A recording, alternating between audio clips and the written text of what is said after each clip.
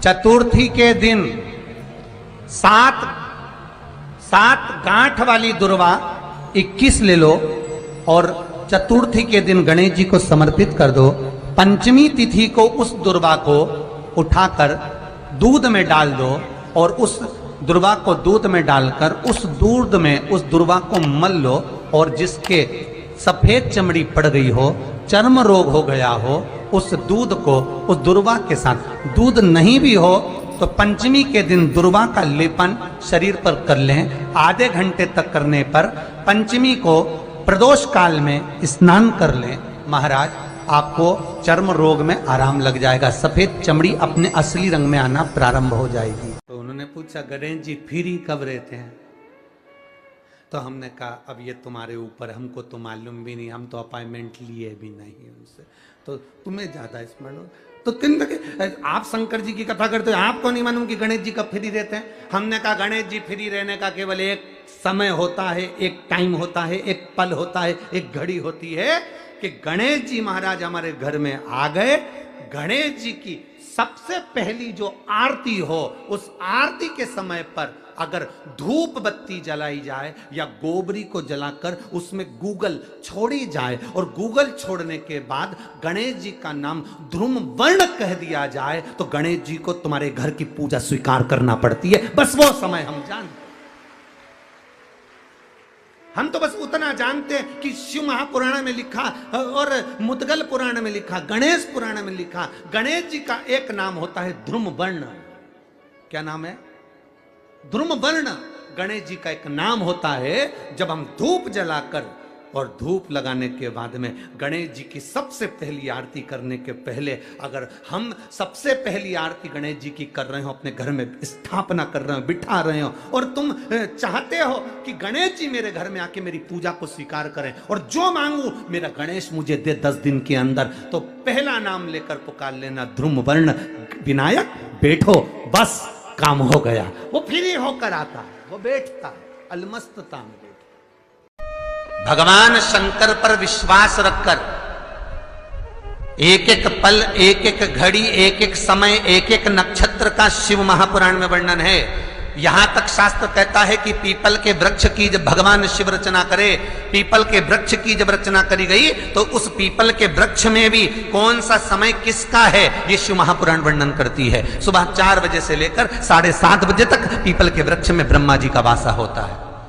7:30 बजे से लेकर 10:30 पौने 11 बजे तक पीपल के वृक्ष में भगवान विष्णु का वासा होता है। 10:30 बजे से लेकर पीपल के वृक्ष में 11:30 बजे तक पितरों का वासा होता है।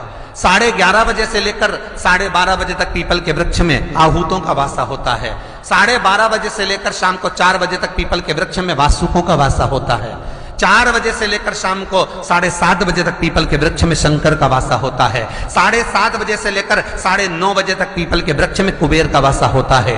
9:30 बजे से लेकर फिर कुबेर के वृक्ष में अन्य देवों का वासा चालू हो जाता है। इसलिए हमारा हिंदू धर्म कहता है, हमारे शास्त्र कहते हैं कि पीपल के वृक्ष को जब पूजा जाता है, पीपल के वृक्ष की जब पूजन करी जाती है तो सुबह 10:30, 11, ज्यादा से ज्यादा 11:30, ज्यादा से ज्यादा 12, उसके पहले पीपल के वृक्ष की पूजन कर लेना चाहिए। क्यों? क्योंकि 11:30 बजे से लेकर 12:30 बजे तक पीपल के वृक्ष में पितरों का वासा रहता है,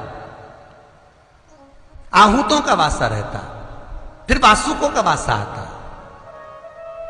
पितृ किसको कहते हैं? महाराज जो पूरी उम्र लेकर चले गए और उनके भीतर अभिलाषाएं बहुत थी, मैं ये भी करना चाहता हूं, मैं ये भी करना चाहता हूं, वो पितृ हो जाते हैं। आहूत किसको कहते हैं? जिस माता के गर्भ में बच्चा जन्म ले और मर जाए, या 6 महीने का गर्भ धारण करने के बाद अवर्षण हो जाए, जीव पड़ने के बाद 6 महीने के बाद अगर बच्चा गर्भ में भी शांत हो जाता है, कुंवारी अवस्था में शांत हो जाता है, जिसका विवाह नहीं हुआ ऐसा बच्चा जब शांत हो जाता है, अधोगति में कोई मर जाता है, सुसाइड कर कर एक्सीडेंट में किसी भी रूप में मर जाता है तो वो आहूत कहलाता है। और बहुत ध्यान देना साहब, शिव महापुराण की कथा कहती है पितरों को भाग मिलता है, इसलिए पितृ तृप्त रहते हैं।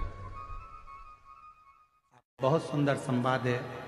एक वामदेव नाम के शिव जी के परम भक्त हुए, शिव उपासक थे, उनको शिव योगी भी कहते थे, वामदेव उनका नाम था। शंकर की भक्ति बहुत,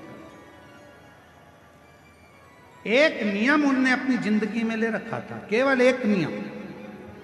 और आपसे भी निवेदन है, अगर शंकर जी के मंदिर में आप जाते हो, रोज प्रतिदिन भगवान शिव के मंदिर में जाते हो, शंकर जी के मंदिर में दर्शन करने जाते हो, शंकर जी के मंदिर में एक लोटा जल चढ़ाने जाते हो, शिव जी के मंदिर में यदि आप प्रतिदिन जाते हो, तो मेरा एक निवेदन आप सबसे है कि शंकर जी के मंदिर की कोई एक सेवा आप खुद अपने पास में रखो।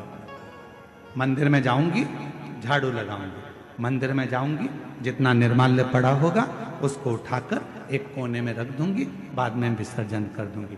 मंदिर में जाऊंगी, किसी ने दिए लगा कर रखे होंगे, उन दियों को जब वो ठंडे हो जाएंगे उठाकर एक कोने में रखी आऊंगी। मंदिर में जाऊंगी, मंदिर के जितने लोटे हैं, बर्तन हैं, उनको मैं साफ कर दूंगी। मंदिर में जाऊंगी, बेलपत्र ले जाकर मंदिर में रख दूंगी, बाबा को चढ़ जाएगा। मंदिर में जाऊंगी, कहीं जाले लग रहे होंगे, झाड़ू उठाऊंगी, उस जाले को मैं साफ कर दूंगी, जिससे मेरी जिंदगी के सारे जाले समाप्त हो जाएं और मेरी जिंदगी भी अच्छी हो। एक नियम, जब हम हमारी जिंदगी में कोई एक नियम धारण करते हैं तो देवाधिदेव महादेव हमारी ओर अग्रसर होकर आते चले। वामदेव एक ऐसे शंकर भगवान के भक्त हुए, शिव के उपासक हुए, जिन्होंने शंकर भगवान पर ना जल चढ़ाया, ना शंकर भगवान पर बेल चढ़ाया, ना शंकर भगवान को प्रसाद चढ़ाया, ना शंकर भगवान को कोई वस्तु चढ़ाई। उस वामदेव शिव भक्त ने अगर कुछ चढ़ाया तो शंकर जी को रोज प्रतिदिन भस्म तैयार कर कर शिव जी को भस्म चढ़ाई, प्रतिदिन भस्म चढ़ा,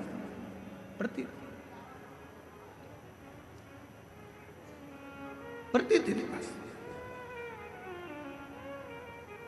आप सबको मालूम है ना भस्म कैसे बनाई जाती है? भस्म का नियम क्या है? अलोनी गोबरी, अलोनी गोबरी किसको कहते हैं? कंडा किसको कहते हैं? एक होता है गाय का गोबर लाए, हाथ से ऐसे ऐसे थाप कर उसका कंडा बना दिया, गोबरी बना दी, ठीक है? वो नहीं, गाय ने, देसी जो हमारी वेद लक्षणा गाय होती है, देसी गाय होती है, उसका जो गोबर गिरता है वो गोबर अपने आप सूख जाए, वैसा कि वैसा ही, उसको हाथ लगाकर थापा ना जाए, सूख जाए। ऐसे ऐसे गोबर जंगल में बहुत मिल जाए। उसको जलाकर अच्छा मुहूर्त देखकर फिर उसको गंगा जल छीट कर उसको जलाकर उसकी जो भस्म तैयार होती है उसको कपड़े से छान कर शिव नाम लेते हुए, शंकर का स्मरण करते हुए, जैसा जैसा शिव महापुराण में वर्णन है भस्म बनाने का, उसका स्मरण करते करते, शिव नाम लेते लेते उसको तैयार करा जाता। फिर उस भस्म को आप शिव जी को समर्पित कर सकते हैं। उस भस्म को वापस लेकर आकर उस भस्म को अपने तन पर धारण कर सकते, त्रिपुंड लगा सकते। वामदेव एक ऐसे शिव भक्त हुए जिन्होंने शंकर भगवान को कुछ नहीं चढ़ाया, केवल शंकर भगवान को भस्म चढ़ाया, केवल भस्म। और भस्म कैसी बात पूछे, केवल भस्म।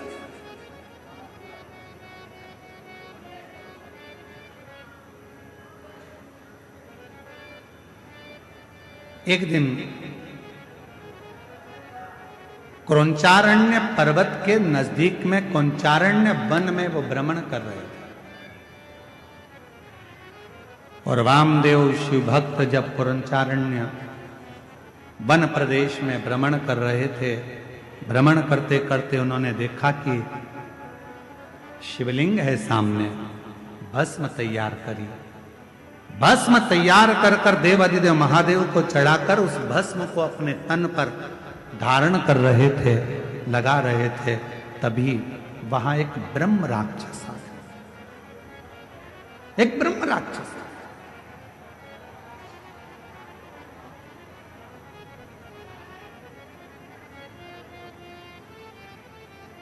और एक